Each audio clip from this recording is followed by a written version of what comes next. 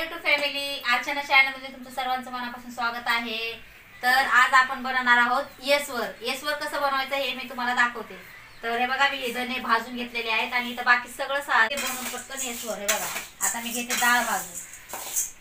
तर आता आपण इथं मसाला घेतलेला आहे। हे बघा हे आहे दगडी फूल आणि हे इथं लवंग आणि इथं दालचिनी, हे खसखस आणि इथं काळे मिरे आणि आपण बाजरी घेतलेली आहे अर्धा किलो आणि खोबरं पण घेतलेलं आहे आणि हे धने तर अगोदरच मी भाजून घेतले। तर चला आता आपण बनवू येसवर म्हणजे काय? येसवर म्हणजे मटणाच्या भाजीला आमटीला टाकू शकतो। अच्छा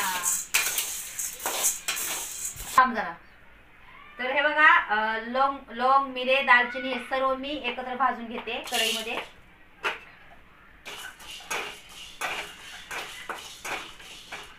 खसखस पण टाकायची आहे, ही बघा ही खसखस पण मी टाकलेली आहे त्याच्यामध्ये। आता हे थोडं भाजून घेते, जास्त भाजायचं नाही, थोडं हलका भाजून घ्यायचं।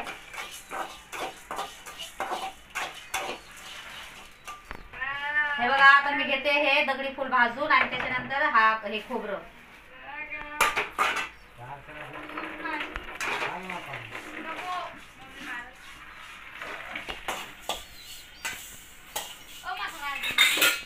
हे बघा आपलं दगडी फूल पण भाजून झालेलं आहे। आता आपण हे सर्व मिक्स करू।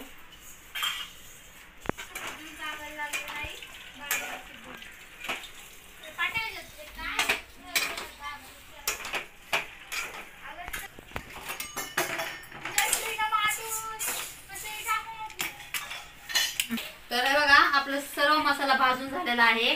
आता फक्त राहिली काय बाजरी। आता ही बाजरी पण मी थोडी हलकी भाजून घेते आणि मिक्सर मधून ग्राइंड करून घेते। पण हे सर्व भाजून घेतलेलं आहे। हे बघा इथं आता हे सर्व मिक्स केलेलं आहे। आता मी हे सगळं मिक्सर मधून बारीक करून घेणार आहे बारीक, कारण भांड्यामध्ये जास्त बसणार नाही। तर तुम्ही पण हे बघा हे सर्व छानपैकी भाजून घ्या असं छान म्हणे। तर मी तुम्हाला दाखवलं असं अगोदरच, कारण मला मिक्स करायचं होतं। आज थोडं केल्यावर तुम्हाला समजलं नसतं। तर आता मी ह्याच्यात थोडं मिक्सरच्या भांड्यामध्ये टाकून बारीक करून घेते।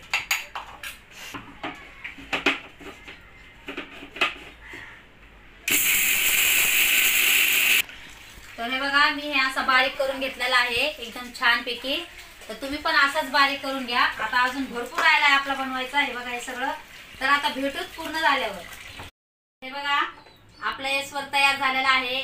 खूप छान असं बारीक केलेला आहे मी आणि थोडं जाड होता तर त्याच्यामुळे मी चाळणीने चाळून घेतलेला आहे।